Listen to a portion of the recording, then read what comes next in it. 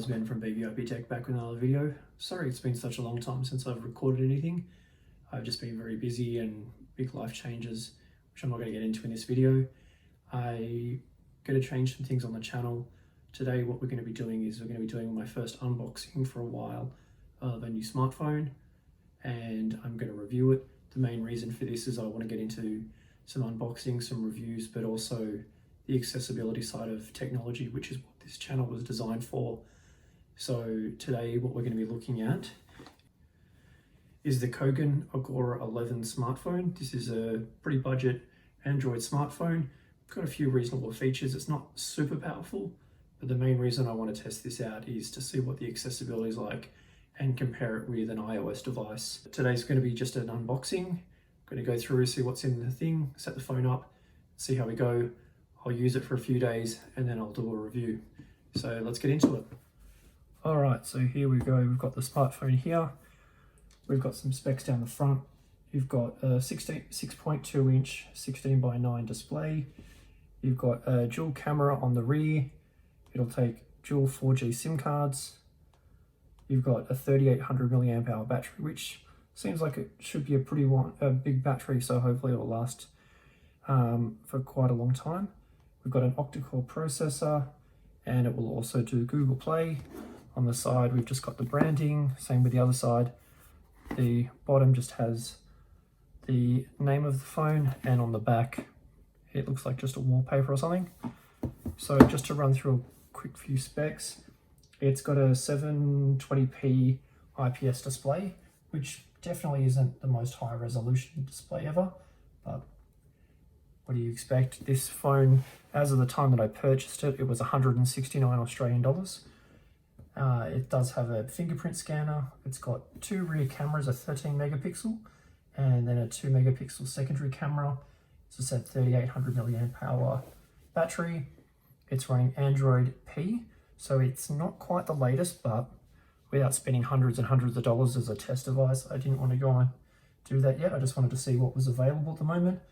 And the 6.2 display, it's got 3 gig of RAM and Bluetooth 4.2. It does have Type-C, which is nice.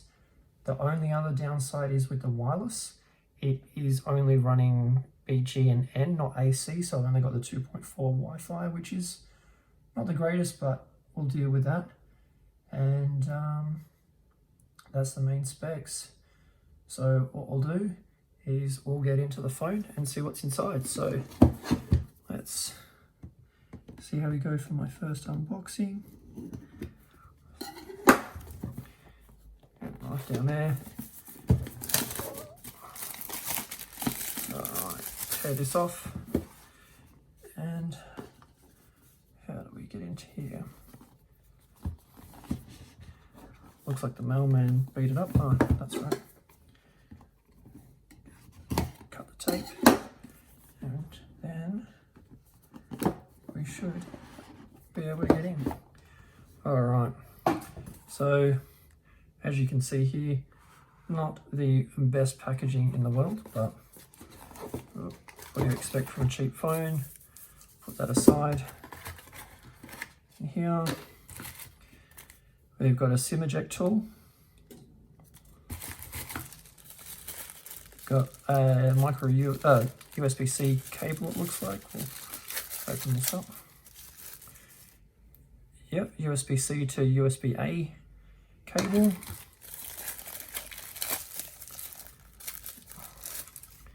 The power adapter. I don't believe this will have fast charging, but that's all right. Oh, we do get some earphones as well. I assume these are going to be super high quality. It looks like we're going to have a headphone jack as well, because there is a 3.5mm end on here. So just some basic Apple-esque looking headphones. We'll give those a test and see what they're like. And some important information, which of course we're not going to read, and looks like possibly a user guide. Yeah, which also, because I can't read it, I'm not going to read. So that's it for the box. So put that out of the way. And this is what we want to see. Got a tips message here, which if you want to read, I'll pause. I can't read it, so I'll read that after. All the phone details. It's quite a nice feeling phone, so peel this off. Very satisfying. Peel off the rear. Wow, I like this matte black finish. There's the branding, fingerprint scanner on the back. So let's see if there is any juice in this phone. Yep, there we go. All right, so I'll let this power up. Now, just as well, I need to let you know, I purchased this with my own money. I was not sent this phone for review or anything. This is purely me wanting to see what the world of Android has for blind and low vision people. That was my point of buying this. If I like it and it seems like it's going somewhere, I'll look at purchasing a higher end Android phone, probably something running Android 10, just to see what that's actually like. But what we'll do is we'll go through and I'll set this up off camera, and then I'll come back and see what's going on. All right, so here we are back with the phone set up. Just forgot to go over a few things. So a couple of things I don't really like is you've got the volume button here and your power button. Nothing on top. You got your SIM card, 2 SIM and micro SD cards on this side with nothing else.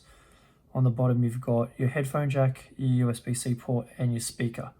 Now this speaker is pretty poor so far. There's a little spoiler for you. I also forgot to mention that there's an 8 megapixel little water drop camera for your selfies. So far I've had a few minutes quickly looking through the phone. Is it the snappiest thing? No. The 720p screen's not terrible. It's very light. Also the fingerprint scanner is pretty quick, so touch and it's unlocked. So comparing it to Face ID, it's much of a muchness. It does open the phone straight up, so depending on if you like that or not, I prefer to be able to see the notifications I've got.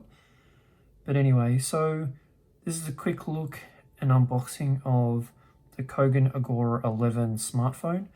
What I'll be doing is over the next few days, I'll be putting it through its paces, testing out some accessibility, seeing what I like, what I don't like, and I'll come back with a full review for you. So thanks for watching. Sorry again it's been so long, but hopefully moving forward we might be able to get a few more videos up and running.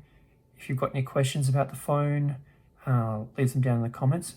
Before I forget, one other thing, to make this a little bit better value, it does come with a 1 month SIM card access with, from memory, 20 gig of 4G data and unlimited calls within Australia. So that's not a bad deal as well if you're just looking for a cheap prepaid phone to use.